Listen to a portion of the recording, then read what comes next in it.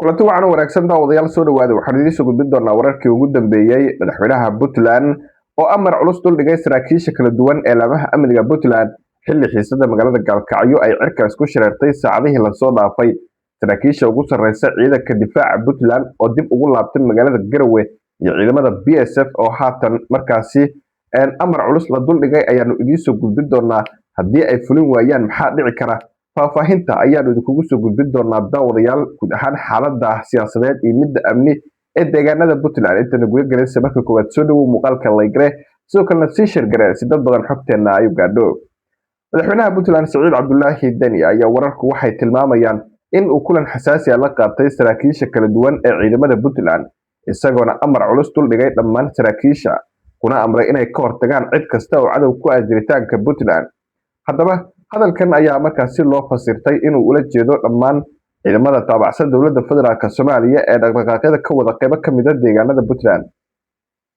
madaxweyne Dani ayaa sidoo kale saraakiil iyo ciidamo hor leh u diray magaalada Gaalkacyo xilli halkaas maalmihii la soo dhaafay ay ka taagneed xiisad kacsan oo u dhaxaysa dowladda federaalka Soomaaliya iyo sidoo kale Puntland waxaana haatan lagu soo waramayaa in saraakiil ay ka mid yihiin Generaal Aadan Cabdi Xaashi iyo Generaal Muumin Cabdi Shire ay markaasi gaareen magaalada Gaalkacyo kadib markii ay soo ilaatay munaasabadii xuska 1 Agost ee Puntland waxaana haatan markaasi ciidamadii halkaasi uga qayb galay munaasabada iyo dhammaan saraakiishoodiba ay dib ugu laabteen magaalada Gaalkacyo waxaana socdo abaabulkii ugu dambeeyay oo xukuumadda Saciid Dani ay ku doonayso in ay weerar ku qaado ciidamada BSF iyo ciidanka kale deegaanka ee ku sugan qaybo ka mid ah gobolka Mudug wararka ayaa waxa intaasi ku darayaan in madaxweyne Dani uu amar ku bixiyay laba mid in markaasi ay soo galaan ciidamada BSF inay soo dhiibaan oo ay soo dhiibaan Puntland ama in la weeraro oo markaasi maxaabiis ahaan gacanta loogu dhigo haddaba saa wax badan uga ogaano xiisada magaalada Gaalkacyo iyo dhaqdhaqaaqyada halkaasi ka socdo iyo waxyaabaha sida gaarka ah diiradda loogu saaray kulanka dhexmaray Saciid Dani iyo sidoo kale saraakiisha amniga waxaanu ka wareysanay oo qadka telefoonka inagu warramay Cabdinuur Maxamed aad iyo aad u mahadsan tahay cabdiraxiin adiga iyo daawadayaashaada si guud markaan uga hadlayno xaaladda amni iyo midda siyaasadeed ee deegaanada Puntland aad bay u kacsan tahay waxaana la dareemayaa in xiisadda amni ay u muuqato mid faraha aad uga sii baxaysa waxay soo taraysa kala fogaanshaha u dhaxeeya saraakiisha taabacsan dowladda federaalka ee Soomaaliya iyo soo kale saraakiisha iyo hoggaanka sare ee maamulka Puntland madaxweynaha maamulka Puntland Saciid Cabdullaahi Dani waxa uu kulan aan hore loo sii shaacin oo lagu ogaaday warbaahinta xilligii uu qabsoomay oo la yeesho ahaa kulan degdeg ah oo looga hadlayay xaaladda adag ee dhinaca amniga ee Puntland saraakiisha ugu sarreeyay qaybaha kala duwan ee ciidamada Puntland waxa looga wada hadlay in la dardargeliyo wax ka qabashada amniga maamulka Puntland oo soo sheegay Saciid Dani kuna wargeliyo saraakiisha xilliga kan faraha ka baxay iyo sidii looga hortagi lahaa duulaan culus oo sheegay in dowladda federaalka ee Soomaaliya ay qorsheynayso xilliga kan inay ka fuliso deegaanada dowlad goboleedka Galmudug deegaanada dowlad goboleedka Puntland saraakiisha oo kulanka la qaatay Saciid Dani waxaa ka mid ahaa Generaal Aadan Cabdi Xaashi taliyaha xukuumadda ciidanka daraawiishta ee maamulka Puntland iyo soo kale Generaal Muumin Cabdi Shire oo isna taliyaha booliiska labadaas sargaal kulankii ay la yeesheen Saciid Dani kadib waxa la amray inay howlgal culus ay ka fuliyaan gobolka Mudug oo mar kale xiisadiisu ay faraha ka baxday waxaana la qorsheeyay in weeraro lagu qaado xarumaha ay ku sugan yihiin ciidamada BSF ee iyagu taabacsan dowladda federaalka ee Soomaaliya iyo sidoo kale ciidamada beelaha deegaankaas ee sheegay inay ku biireen xoogga dalka Soomaaliya dhinaca kale dowladda federaalka ee Soomaaliya ayaa qaaday sida warbaahintu ay tabinayso xogaha hoose magaalada Gaalkacyana ay muujinayaan in amarka madambaysta lagu siiyay dhammaan saraakiisha hogaamisa ciidanka xoogga dalka Soomaaliya iyo qaybahooda kala duwan haddii Saciid Dani iyo ciidamadiisu ay weerar ku qaadaan xarumaha ciidamada ee waqooyiga in dagaalka toos ay u galaan saraakiisha iyo askarta ku sugan dhinaca koonfureed ee magaalada Gaalkacyo xaaladda gobolka Mudug waxay u muuqataa mid xasaasiya oo aad u sii adkaanaysa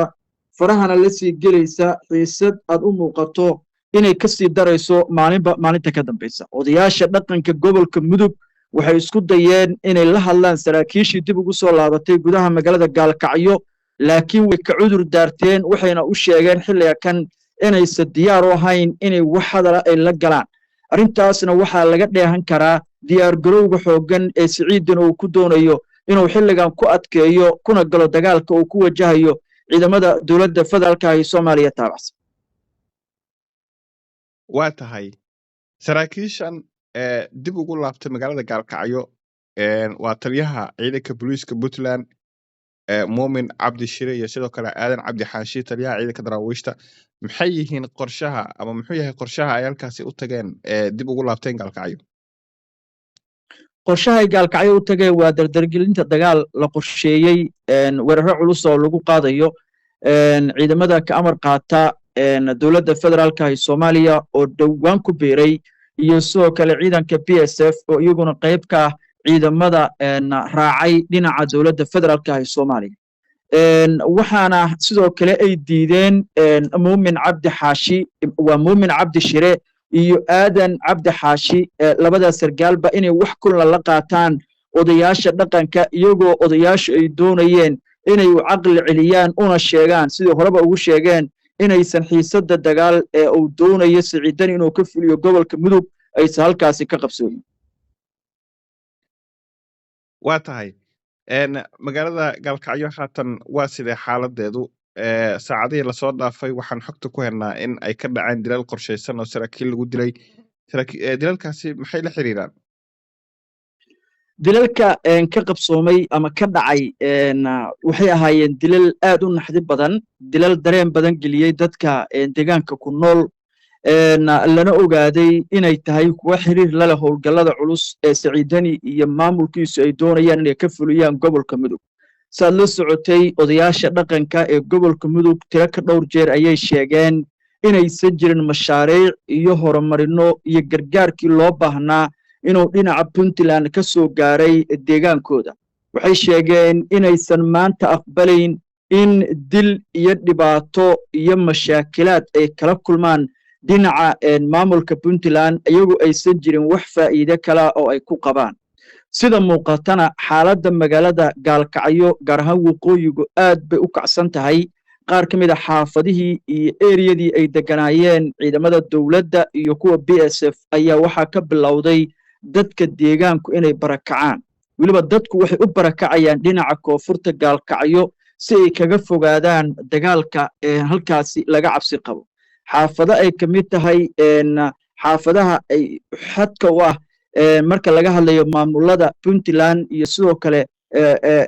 Galmudug oo Garsoor ay ka mid tahay ayaa dad badani ka guureen oo dhinaca koonfurta ay naflacaarinimo u tageen. xaaladda magaalada Gaalkacyana aad bay u qasan tahay, waxaana ay joogtaa qoriga caaradiisa xabaddu inkastoo weli aysan bilaaban. meelaha qaarkood ayaa la maqlaya rasaas dhacaysa, rasaastana lama yaqaano inay tahay howlgal bilowday iyo inay tahay tijaabo kale hub culus oo la sheegay inuu Siciidani ka soo dhiibo Garowe inuu yahay. laakiin ciidamadii ka qayb galay fantasiyadii ka qabsoomay magaalada Garowe mar kale ayaa dib loogu celiyay